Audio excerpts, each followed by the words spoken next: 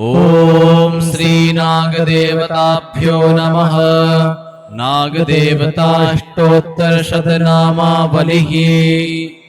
ॐ अनन्ताय नमः। ॐ आदिशेषाय नमः। ॐ अगदाय नमः। ॐ अखिलोर्वेचराय नमः।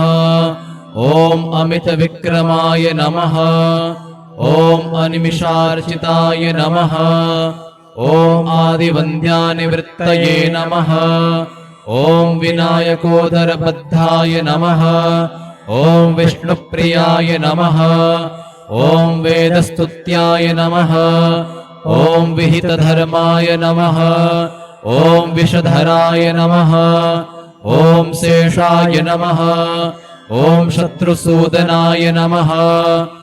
ॐ अशेषपणामण्डलमण्डिताय नमः। ॐ अप्रतिहतानुग्रहदाय नमः। ॐ अमिताचाराय नमः। ॐ अखण्डैश्वर्यसम्पन्नाय नमः। ॐ अमराहिपसुस्त्याय नमः। ॐ अघोररूपाय नमः। ॐ व्यालव्याय नमः। ॐ वासुकये नमः। ॐ वरप्रदायकाय नमः। ॐ वनचराय नमः। ॐ वंशवर्धनाय नमः। ॐ वासुदेवशयनाय नमः। ॐ वटवृक्षार्चिताय नमः। ॐ विप्रवेशधारिणे नमः। ॐ त्वरितागमनाय नमः। ॐ तमोरूपाय नमः। ॐ दर्पीकराय नमः। ॐ धरणीधराय नमः। ॐ कश्यपात्मजाय नमः। ॐ कालरूपाय नमः। ॐ युगाधिपाय नमः। ॐ युगन्धराय नमः। ॐ रश्मिवन्ताय नमः। ॐ रम्यगात्राय नमः। ॐ केशवप्रियाय नमः। ॐ विश्वम्भराय नमः। ॐ शङ्कराभरणाय नमः। ॐ शङ्खपालाय नमः। ॐ शम्भुप्रियाय नमः। ॐ षडाननाय नमः। ॐ पञ्चशिरसे नमः। ॐ पापनाशाय नमः। ॐ प्रमदाय नमः। ॐ प्रचण्डाय नमः। ॐ भक्तिवश्याय नमः। ॐ भक्तरक्षकाय नमः। ॐ बहुशिरसे नमः। ॐ भाग्यवर्धनाय नमः। ॐ भवभीतिहराय नमः। ॐ तक्षकाय नमः। ॐ लोकत्रयाधीशाय नमः। ॐ शिवाय नमः। ॐ वेदवेद्याय नमः। ॐ पूर्णाय नमः। ॐ पुण्याय नमः। ॐ पुण्यकीर्तये नमः। ॐ पटेशाय नमः। ॐ पारगाय नमः। ॐ निष्कलाय नमः। ॐ वरप्रदाय नमः। ॐ करकोटकाय नमः। ॐ श्रेष्ठाय नमः। ॐ शान्ताय नमः। ॐ दान्ताय नमः। ॐ आदित्यमर्दनाय नमः। ॐ सर्वपूज्याय नमः। ॐ सर्वाकराय नमः। ॐ निराशायाय नमः। ॐ निरञ्जनाय नमः। ॐ ऐरावताय नमः। ॐ शरण्याय नमः। ॐ सर्वदायकाय नमः। ॐ धनञ्जयाय नमः। ॐ अव्यक्ताय नमः। ॐ व्यक्तरूपाय नमः। ॐ तमोहराय नमः। ॐ योगेश्वराय नमः। ॐ कल्याणाय नमः। ॐ बालाय नमः। ॐ ब्रह्मचारिणे नमः। ॐ शङ्करानन्दकराय नमः। ॐ जितक्रोधाय नमः। ॐ जीवाय नमः। ॐ जयदाय नमः। ॐ जयप्रियाय नमः। ॐ विश्वरूपाय नमः। ॐ विधिस्तुत्याय नमः। ॐ विधेन्द्रशिवसंस्तुत्याय नमः। ॐ श्रेयप्रदाय नमः। ॐ प्राणदाय नमः। ॐ विष्णुतल्पाय नमः। ॐ गुप्ताय नमः ॐ गुप्तातराय नमः ॐ रक्तवस्त्राय नमः ॐ रक्तभूषाय नमः ॐ भुजङ्गाय नमः ॐ भयरूपाय नमः ॐ सरीसृपाय नमः ॐ सकलरूपाय नमः ॐ कर्तृवासम्भूताय नमः ॐ आधारविधिपथिकाय नमः ॐ सुषुम्नाद्वारमध्यगाय नमः ॐ फणिरत्नविभूषणाय नमः ॐ नागेन्द्राय नमः ॐ श्रीनागदेवताभ्यो नमः ॐ अनन्ताय नमः ॐ आदिशेषाय नमः ॐ अगदाय नमः ॐ अखिलोर्वेचराय नमः ॐ अमितविक्रमाय नमः ॐ अनिमिषार्चिताय नमः ॐ आदिवन्द्यानिवृत्तये नमः ॐ विनायकोदरबद्धाय नमः ॐ विष्णुप्रियाय नमः ॐ वेदस्तुत्याय नमः ॐ विहितधर्माय नमः ॐ विषधराय नमः ॐ शेषाय नमः ॐ शत्रुसूदनाय नमः ॐ अशेषपणामण्डलमण्डिताय नमः ॐ अप्रतिहतानुग्रहदाय नमः ॐ अमिताचाराय नमः ॐ अखण्डैश्वर्यसम्पन्नाय नमः ॐ अमराहिपसुस्त्याय नमः ॐ अघोररूपाय नमः ॐ व्यालव्याय नमः ॐ वासुकये नमः ॐ वरप्रदायकाय नमः ॐ वनचराय नमः ॐ वंशवर्धनाय नमः ॐ वासुदेवशयनाय नमः ॐ वटवृक्षार्चिताय नमः ॐ विप्रवेशधारिणे नमः ॐ त्वरितागमनाय नमः ॐ तमोरूपाय नमः ॐ दर्पीकराय नमः ॐ धरणीधराय नमः ॐ कश्यपात्मजाय नमः ॐ कालरूपाय नमः ॐ युगाधिपाय नमः ॐ युगन्धराय नमः ॐ रश्मिवन्ताय नमः ॐ रम्यगात्राय नमः ॐ केशवप्रियाय नमः ॐ विश्वम्भराय नमः ॐ शङ्कराभरणाय नमः ॐ शङ्खपालाय नमः ॐ शम्भुप्रियाय नमः ॐ षडाननाय नमः ॐ पञ्चशिरसे नमः ॐ पापनाशाय नमः ॐ प्रमदाय नमः ॐ प्रचण्डाय नमः ॐ भक्तिवश्याय नमः ॐ भक्तरक्षकाय नमः ॐ बहुशिरसे नमः ॐ भाग्यवर्धनाय नमः ॐ भवभीतिहराय नमः ॐ तक्षकाय नमः ॐ लोकत्रयाधीशाय नमः ॐ शिवाय नमः ॐ वेदवेद्याय नमः ॐ पूर्णाय नमः ॐ पुण्याय नमः ॐ पुण्यकीर्तये नमः ॐ पटेशाय नमः ॐ पारगाय नमः ॐ निष्कलाय नमः ॐ वरप्रदाय नमः ॐ करकोटकाय नमः ॐ श्रेष्ठाय नमः ॐ शान्ताय नमः ॐ दान्ताय नमः ॐ आदित्यमर्दनाय नमः ॐ सर्वपूज्याय नमः ॐ सर्वाकराय नमः ॐ निराशायाय नमः ॐ निरञ्जनाय नमः ॐ ऐरावताय नमः ॐ शरण्याय नमः ॐ सर्वदायकाय नमः ॐ धनञ्जयाय नमः ॐ अव्यक्ताय नमः ॐ व्यक्तरूपाय नमः ॐ तमोहराय नमः ॐ योगेश्वराय नमः ॐ कल्याणाय नमः ॐ बालाय नमः ॐ ब्रह्मचारिणे नमः ॐ शङ्करानन्दकराय नमः ॐ जितक्रोधाय नमः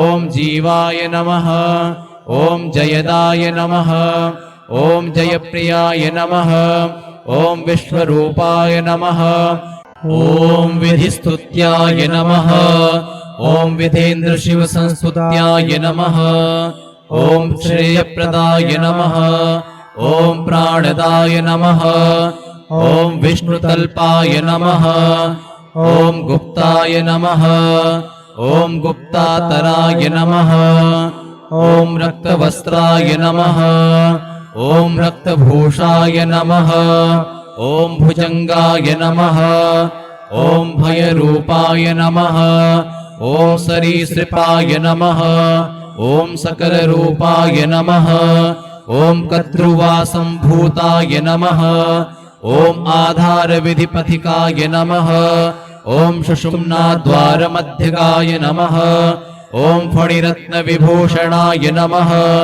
ॐ नागेन्द्राय नमः ॐ श्रीनागदेवताभ्यो नमः ॐ अनन्ताय नमः ॐ आदिशेषाय नमः ॐ अगदाय नमः ॐ अखिलोर्वेचराय नमः ॐ अमितविक्रमाय नमः ॐ अनिमिषार्चिताय नमः ॐ आदिवन्द्यानिवृत्तये नमः ॐ विनायकोदरबद्धाय नमः ॐ विष्णुप्रियाय नमः ॐ वेदस्तुत्याय नमः ॐ विहितधर्माय नमः ॐ विषधराय नमः ॐ शेषाय नमः ॐ शत्रुसूदनाय नमः ॐ अशेषपणामण्डलमण्डिताय नमः ॐ अप्रतिहतानुग्रहदाय नमः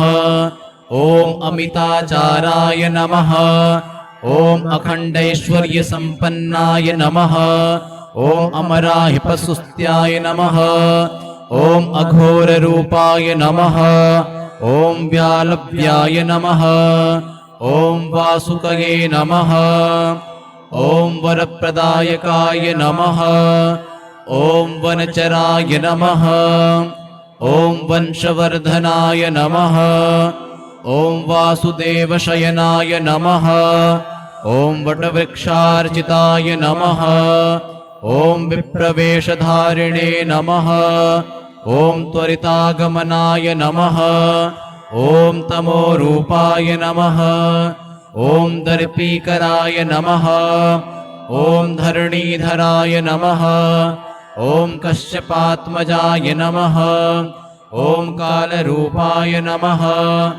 ॐ युगाधिपाय नमः ॐ युगन्धराय नमः ॐ रश्मिवन्ताय नमः ॐ रम्यगात्राय नमः ॐ केशवप्रियाय नमः ॐ विश्वम्भराय नमः ॐ शङ्कराभरणाय नमः ॐ शङ्खपालाय नमः ॐ शम्भुप्रियाय नमः ॐ षडाननाय नमः ॐ पञ्चशिरसे नमः ॐ पापनाशाय नमः ॐ प्रमदाय नमः ॐ प्रचण्डाय नमः ॐ भक्तिवश्याय नमः ॐ भक्तरक्षकाय नमः ॐ बहुशिरसे नमः ॐ भाग्यवर्धनाय नमः ॐ भवभीतिहराय नमः ॐ तक्षकाय नमः ॐ लोकत्रयाधीशाय नमः ॐ शिवाय नमः ॐ वेदवेद्याय नमः ॐ पूर्णाय नमः ॐ पुण्याय नमः ॐ पुण्यकीर्तये नमः ॐ पटेशाय नमः ॐ पारगाय नमः ॐ निष्कलाय नमः ॐ वरप्रदाय नमः ॐ करकोटकाय नमः ॐ श्रेष्ठाय नमः ॐ शान्ताय नमः ॐ दान्ताय नमः ॐ आदित्यमर्दनाय नमः ॐ सर्वपूज्याय नमः ॐ सर्वाकराय नमः ॐ निराशायाय नमः ॐ निरञ्जनाय नमः ॐ ऐरावताय नमः ॐ शरण्याय नमः ॐ सर्वदायकाय नमः ॐ धनञ्जयाय नमः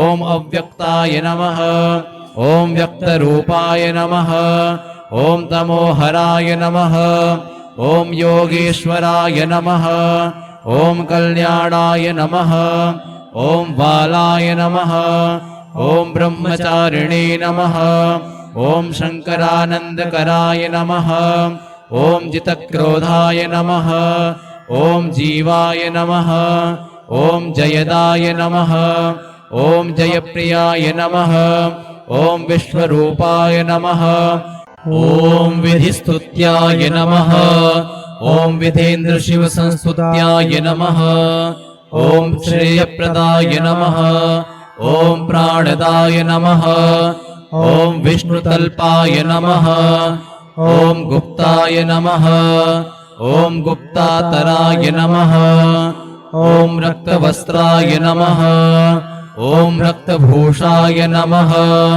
ॐ भुजङ्गाय नमः ॐ भयरूपाय नमः ॐ सरीसृपाय नमः ॐ सकलरूपाय नमः ॐ कद्रुवासम्भूताय नमः ॐ आधारविधिपथिकाय नमः ॐ सुषुम्नाद्वारमध्यगाय नमः ॐ फणिरत्नविभूषणाय नमः ॐ नागेन्द्राय नमः ॐ श्रीनागदेवताभ्यो नमः ॐ अनन्ताय नमः ॐ आदिशेषाय नमः ॐ अगदाय नमः ॐ अखिलोर्वेचराय नमः ॐ अमितविक्रमाय नमः ॐ अनिमिषार्चिताय नमः ॐ आदिवन्द्यानिवृत्तये नमः ॐ विनायकोदरबद्धाय नमः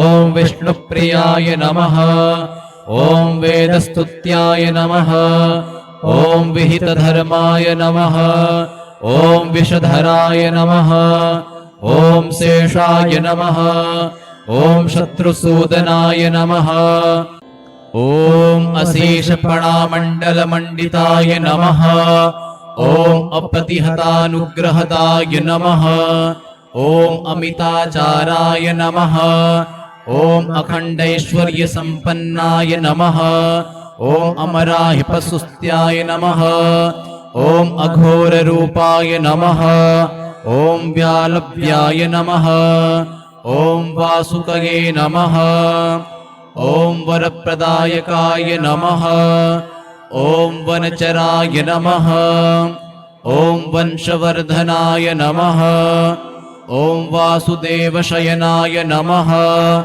ॐ वटवृक्षार्चिताय नमः ॐ विप्रवेशधारिणे नमः ॐ त्वरितागमनाय नमः ॐ तमोरूपाय नमः ॐ दर्पीकराय नमः ॐ धरणीधराय नमः ॐ कश्यपात्मजाय नमः ॐ कालरूपाय नमः ॐ युगाधिपाय नमः ॐ युगन्धराय नमः ॐ रश्मिवन्ताय नमः ॐ रम्यगात्राय नमः ॐ केशवप्रियाय नमः ॐ विश्वम्भराय नमः ॐ शङ्कराभरणाय नमः ॐ शङ्खपालाय नमः ॐ शम्भुप्रियाय नमः ॐ षडाननाय नमः ॐ पञ्चशिरसे नमः ॐ पापनाशाय नमः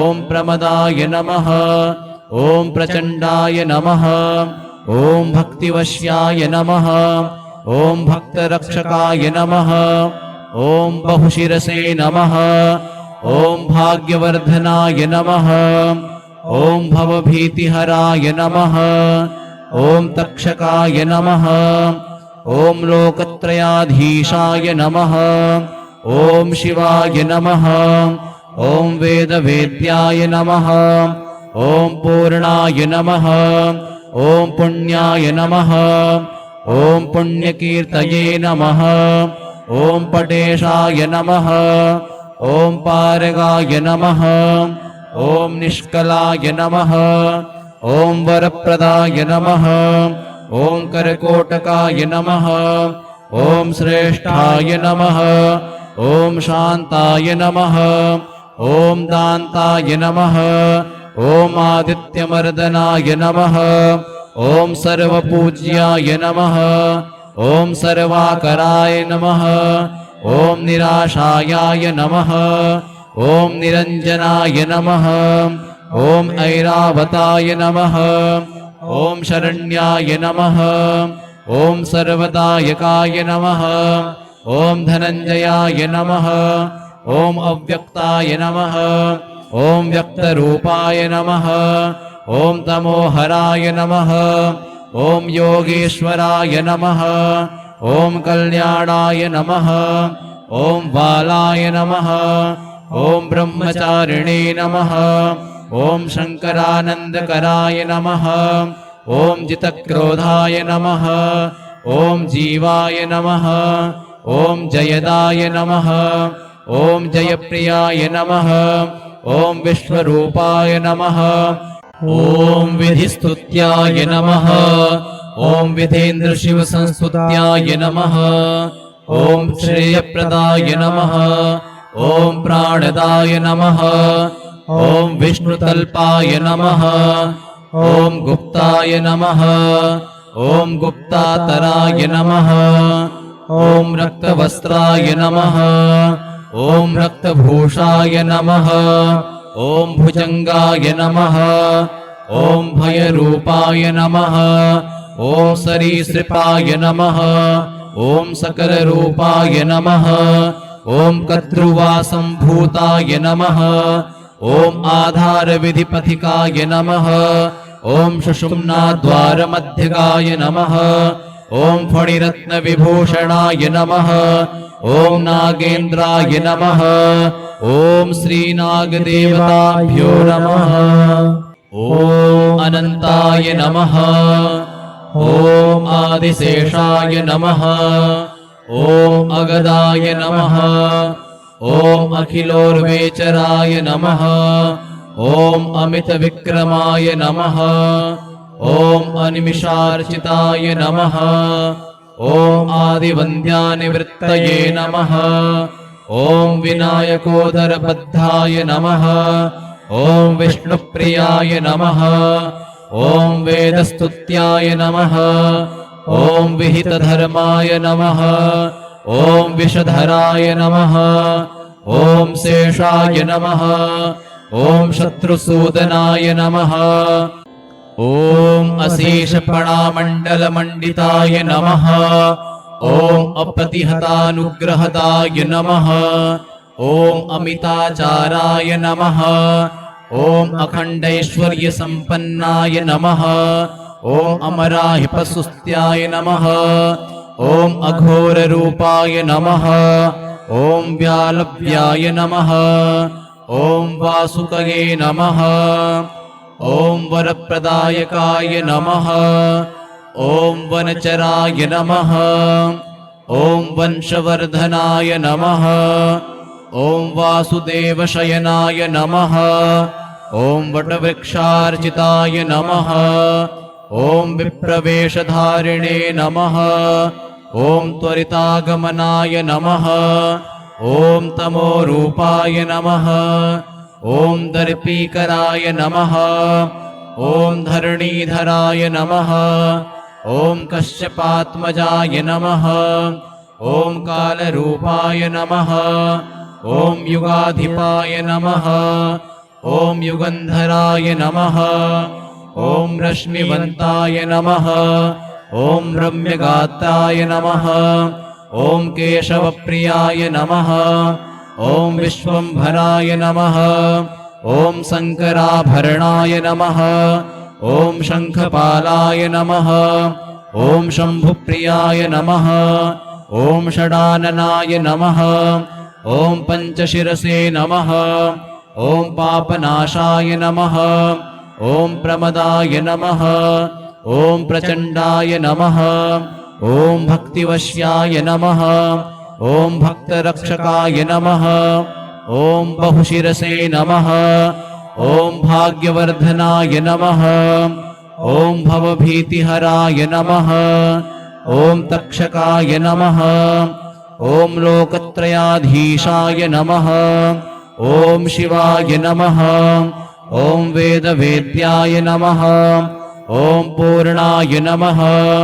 ॐ पुण्याय नमः ॐ पुण्यकीर्तये नमः ॐ पटेशाय नमः ॐ पारगाय नमः ॐ निष्कलाय नमः ॐ वरप्रदाय नमः ॐ करकोटकाय नमः ॐ श्रेष्ठाय नमः ॐ शान्ताय नमः ॐ दान्ताय नमः ॐ आदित्यमर्दनाय नमः ॐ सर्वपूज्याय नमः ॐ सर्वाकराय नमः ॐ निराशायाय नमः ॐ निरञ्जनाय नमः ॐ ऐरावताय नमः ॐ शरण्याय नमः ॐ सर्वदायकाय नमः ॐ धनञ्जयाय नमः ॐ अव्यक्ताय नमः ॐ व्यक्तरूपाय नमः ॐ तमोहराय नमः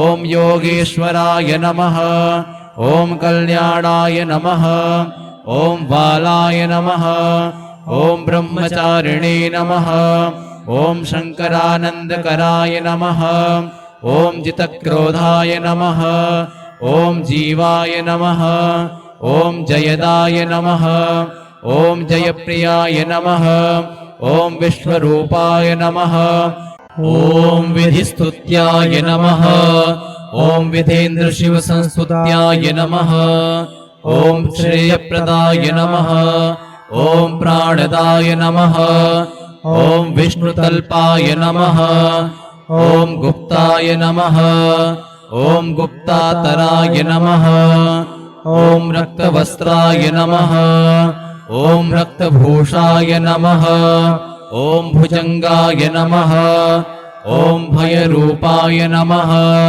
ॐ सरीसृपाय नमः ॐ सकलरूपाय नमः ॐ कर्तृवासम्भूताय नमः ॐ आधारविधिपथिकाय नमः ॐ सुषुम्नाद्वारमध्यगाय नमः ॐ फणिरत्नविभूषणाय नमः ॐ नागेन्द्राय नमः ॐ श्रीनागदेवताभ्यो नमः ॐ अनन्ताय नमः ॐ आदिशेषाय नमः ॐ अगदाय नमः ॐ अखिलोर्वेचराय नमः ॐ अमितविक्रमाय नमः ॐ अनिमिषार्चिताय नमः ॐ आदिवन्द्यानिवृत्तये नमः ॐ विनायकोदरबद्धाय नमः ॐ विष्णुप्रियाय नमः ॐ वेदस्तुत्याय नमः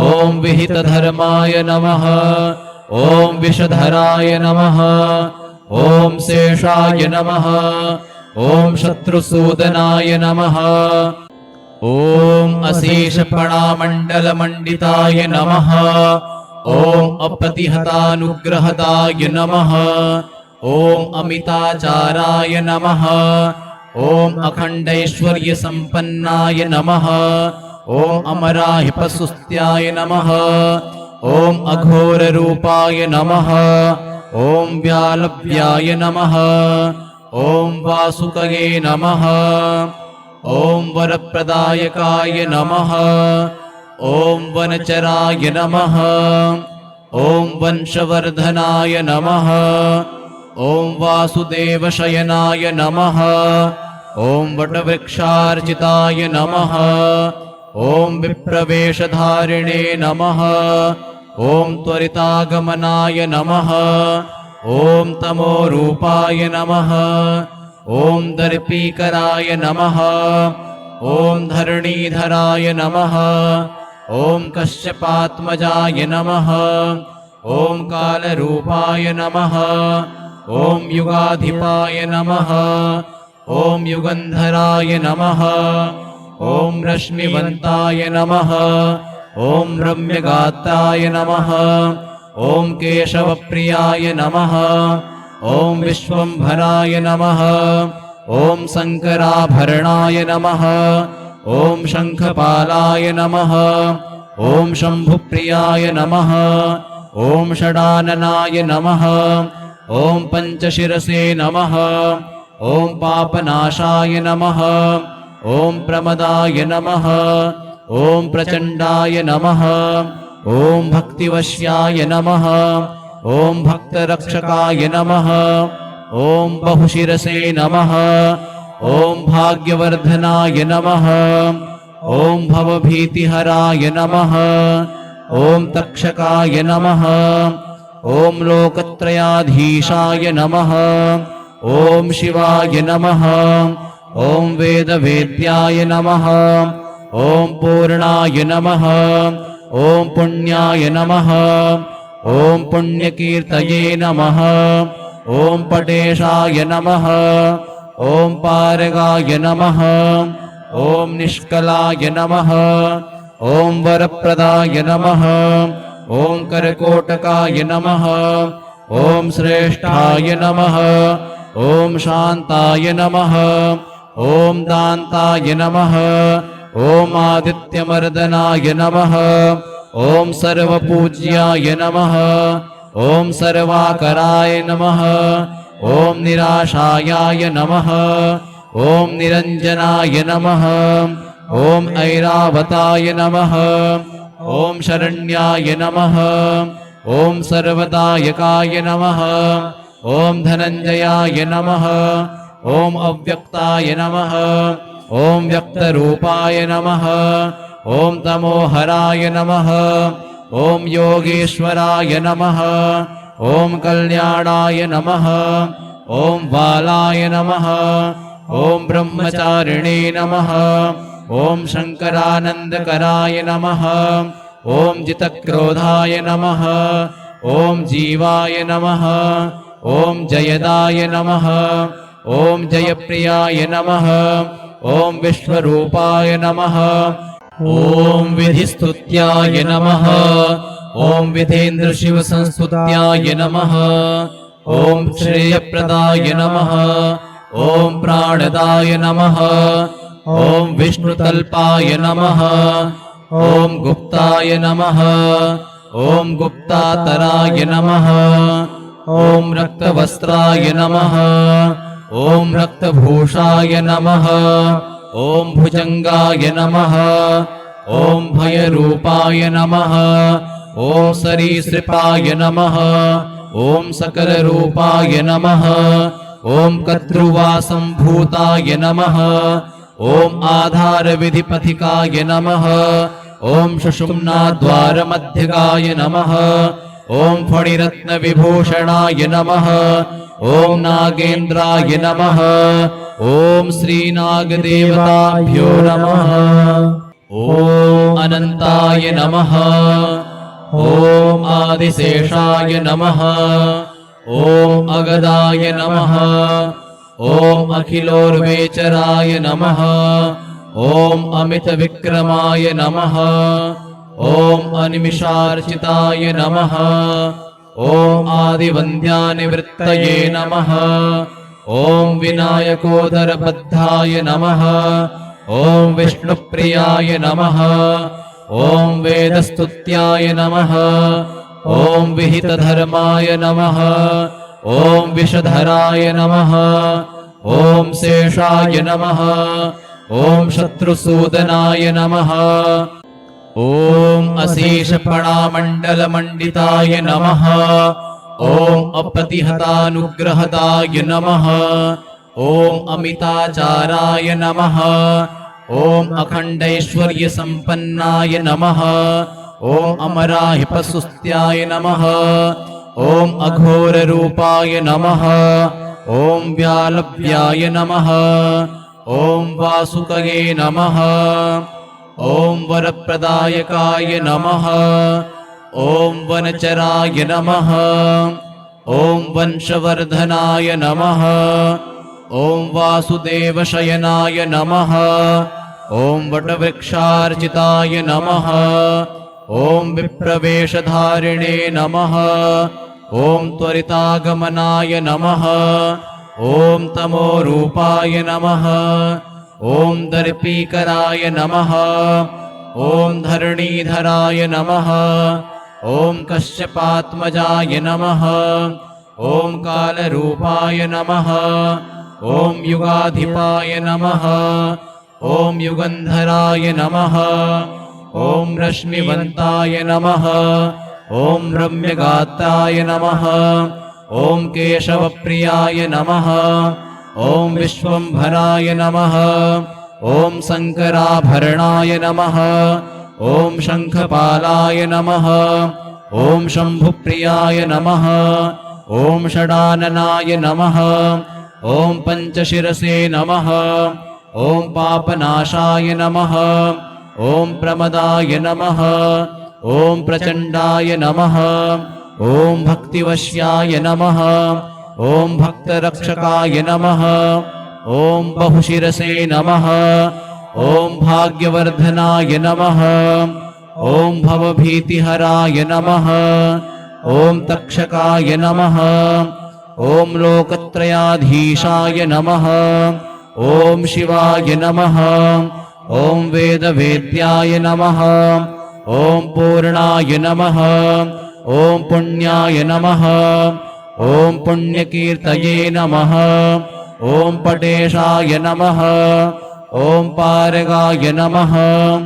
ॐ निष्कलाय नमः। ॐ वरप्रदाय नमः। ॐ करकोटकाय नमः। ॐ श्रेष्ठाय नमः। ॐ शान्ताय नमः। ॐ दान्ताय नमः। ॐ आदित्यमर्दनाय नमः। ॐ सर्वपूज्याय नमः। ॐ सर्वाकराय नमः। ॐ निराशायाय नमः। ॐ निरञ्जनाय नमः। ॐ ऐरावताय नमः। ॐ शरण्याय नमः। ॐ सर्वदायकाय नमः। ॐ धनञ्जयाय नमः। ॐ अव्यक्ताय नमः। ॐ व्यक्तरूपाय नमः। ॐ तमोहराय नमः। ॐ योगेश्वराय नमः। ॐ कल्याणाय नमः। ॐ बालाय नमः। ॐ ब्रह्मचारिणे नमः। ॐ शङ्करानन्दकराय नमः। ॐ जितक्रोधाय नमः। ॐ जीवाय नमः।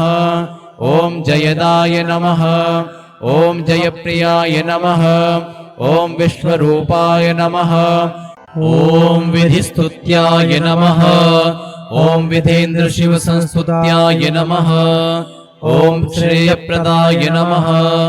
ॐ प्राणदाय नमः। ॐ विष्णुतल्पाय नमः।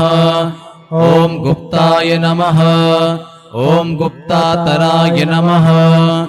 ॐ रक्तवस्त्राय नमः। ॐ रक्तभूषाय नमः। ॐ भुजङ्गाय नमः। ॐ भयरूपाय नमः। ॐ सरीसृपाय नमः। ॐ सकलरूपाय नमः। ॐ कर्तृवासम्भूताय नमः। ॐ आधारविधिपथिकाय नमः। ॐ सुषुम्नाद्वारमध्यगाय नमः। ॐ फणिरत्नविभूषणाय नमः। ॐ नागेन्द्राय नमः। ॐ श्रीनागदेवताभ्यो नमः। ॐ अनन्ताय नमः। ॐ आदिशेषाय नमः। ॐ अगदाय नमः। ॐ अखिलोर्वेचराय नमः। ॐ अमितविक्रमाय नमः। ॐ अनिमिषार्चिताय नमः। ॐ आदिवन्द्यानिवृत्तये नमः। ॐ विनायकोदरबद्धाय नमः। ॐ विष्णुप्रियाय नमः। ॐ वेदस्तुत्याय नमः। ॐ विहितधर्माय नमः। ॐ विषधराय नमः। ॐ शेषाय नमः। ॐ शत्रुसूदनाय नमः। ॐ अशेषपणामण्डलमण्डिताय नमः। ॐ अप्रतिहतानुग्रहदाय नमः। ॐ अमिताचाराय नमः।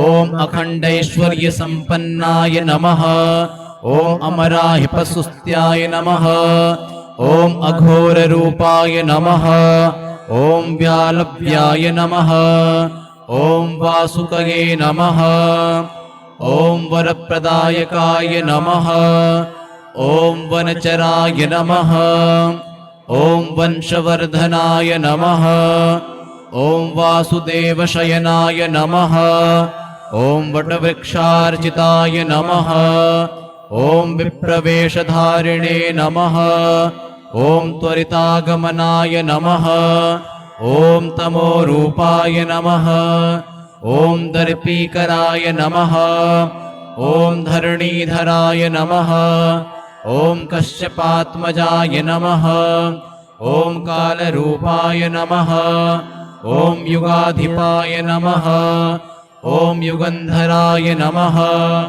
ॐ रश्मिवन्ताय नमः ॐ रम्यगात्राय नमः ॐ केशवप्रियाय नमः ॐ विश्वम्भराय नमः ॐ शङ्कराभरणाय नमः ॐ शङ्खपालाय नमः ॐ शम्भुप्रियाय नमः ॐ षडाननाय नमः ॐ पञ्चशिरसे नमः ॐ पापनाशाय नमः ॐ प्रमदाय नमः ॐ प्रचण्डाय नमः ॐ भक्तिवश्याय नमः ॐ भक्तरक्षकाय नमः ॐ बहुशिरसे नमः ॐ भाग्यवर्धनाय नमः ॐ भवभीतिहराय नमः ॐ तक्षकाय नमः ॐ लोकत्रयाधीशाय नमः ॐ शिवाय नमः ॐ वेदवेद्याय नमः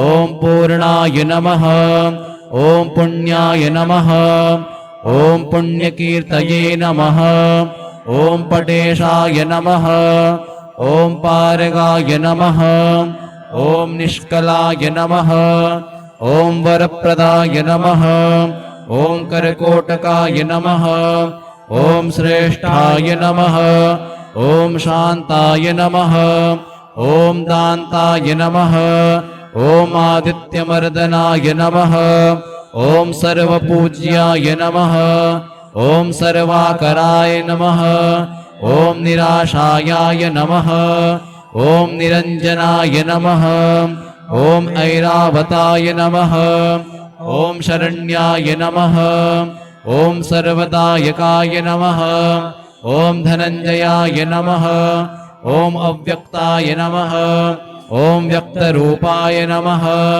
ॐ तमोहराय नमः ॐ योगेश्वराय नमः ॐ कल्याणाय नमः ॐ बालाय नमः ॐ ब्रह्मचारिणे नमः ॐ शङ्करानन्दकराय नमः ॐ जितक्रोधाय नमः ॐ जीवाय नमः ॐ जयदाय नमः ॐ जयप्रियाय नमः ॐ विश्वरूपाय नमः ॐ विधिस्तुत्याय नमः ॐ विधेन्द्रशिवसंस्तुत्याय नमः ॐ श्रेयप्रदाय नमः ॐ प्राणदाय नमः ॐ विष्णुतल्पाय नमः ॐ गुप्ताय नमः ॐ गुप्तातराय नमः ॐ रक्तवस्त्राय नमः ॐ रक्तभूषाय नमः ॐ भुजङ्गाय नमः